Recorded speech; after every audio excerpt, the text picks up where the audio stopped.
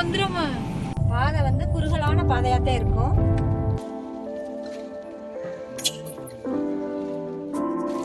Tiruppur agri.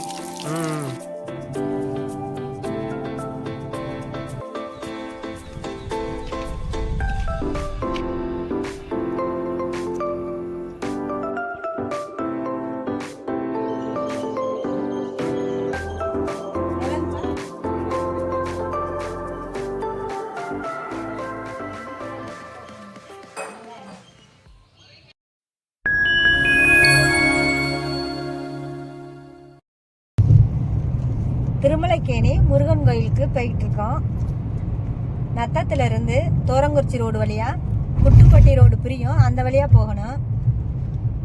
Manakkattur வழியா இடையில வந்து மணக்காட்டூர் இதெல்லாம் போய் போகிற மாதிரி இருக்கு. ரெண்டு பக்கமும் அழகா மலைகள்லாம் இருக்கு, நீங்க பார்த்துக்கிட்டே போகலாம். இடையில நீங்க வாங்கி சாப்பிட்றதுக்கெல்லாம் ஹோட்டல்லாம் கிடையாது, சின்ன சின்ன கடைகளாகத்தான் இருக்கும்.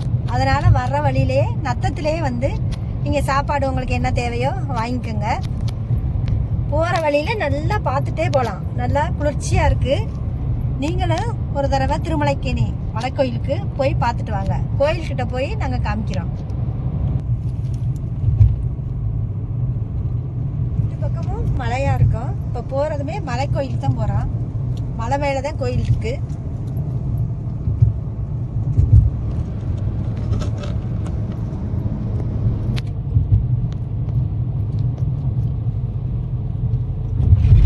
பாருங்க, மலை மேல குட்டியா ஒரு கோயில் இருக்கு.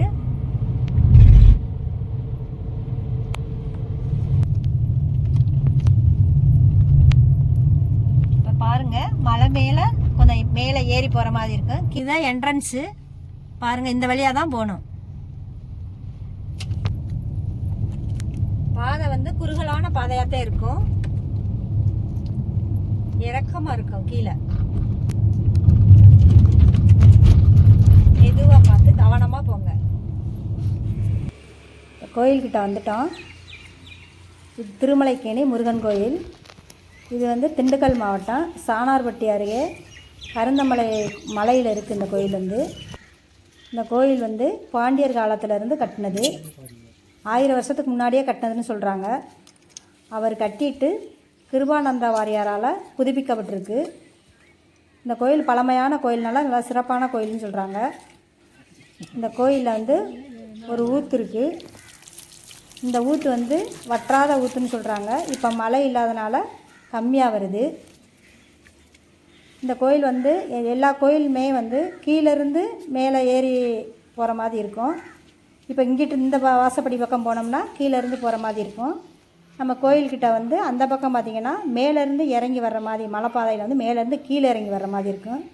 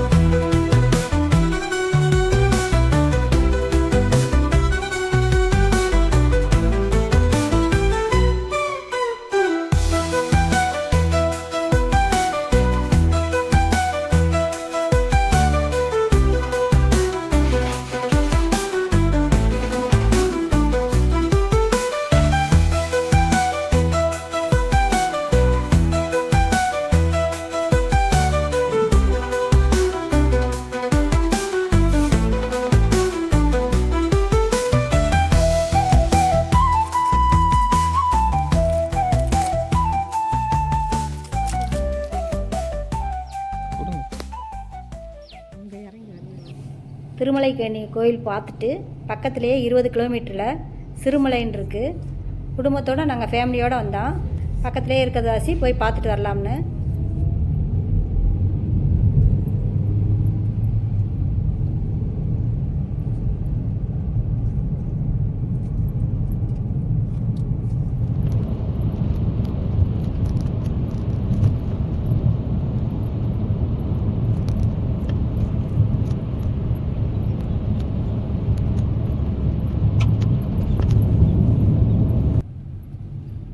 இங்கே செக் போஸ்ட் இருக்குது.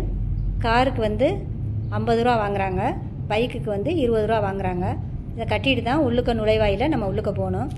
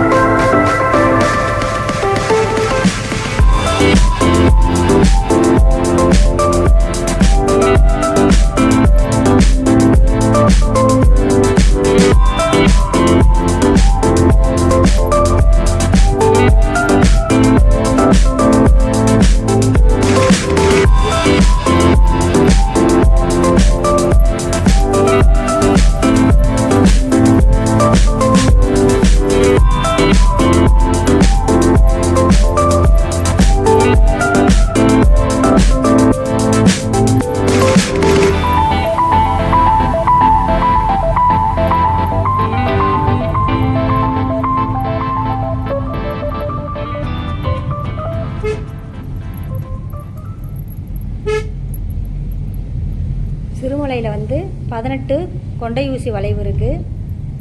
காரில் வர்றவங்க வந்து கவனமாக வாங்க. ரோடு வந்து கொஞ்சம் சின்ன ரோடாக தான் இருக்கும். மெதுவாகவே வாங்க.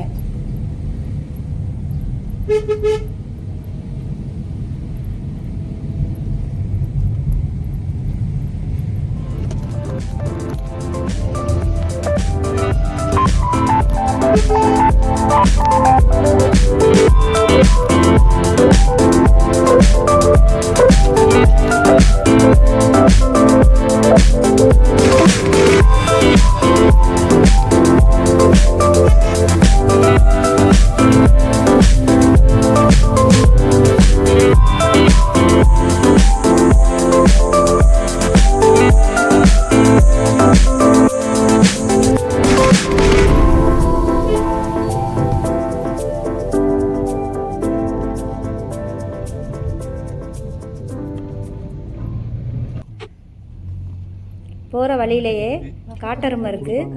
அதுக்குள்ளே பழக்கடை இருக்குது. பழக்கடைக்கு பக்கத்துலேயே நின்றுச்சு. பக்கத்துலேயே சிறுமலை வியூ பாயிண்ட் இருக்குது. அது மேலே ஏறி பார்த்தோம்னா திண்டுக்கல் சிட்டி ஃபுல்லாகவே நல்லா தெரியும். பார்க்குறதுக்கு ரொம்ப அழகாக இருந்துச்சு.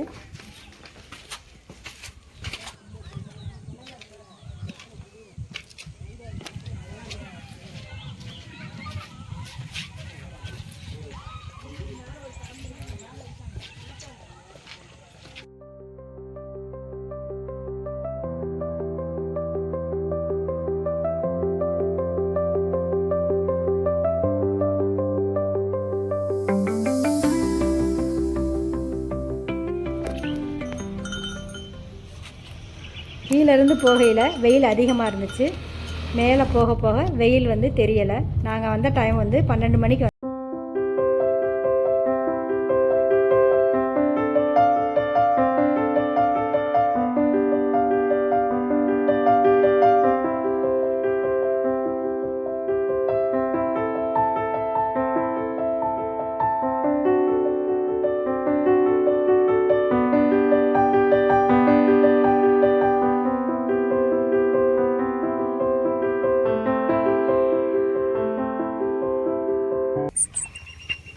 இந்த மலையில் தான் வெள்ளிமலை ஆண்டவர் கோயில் இருக்குது.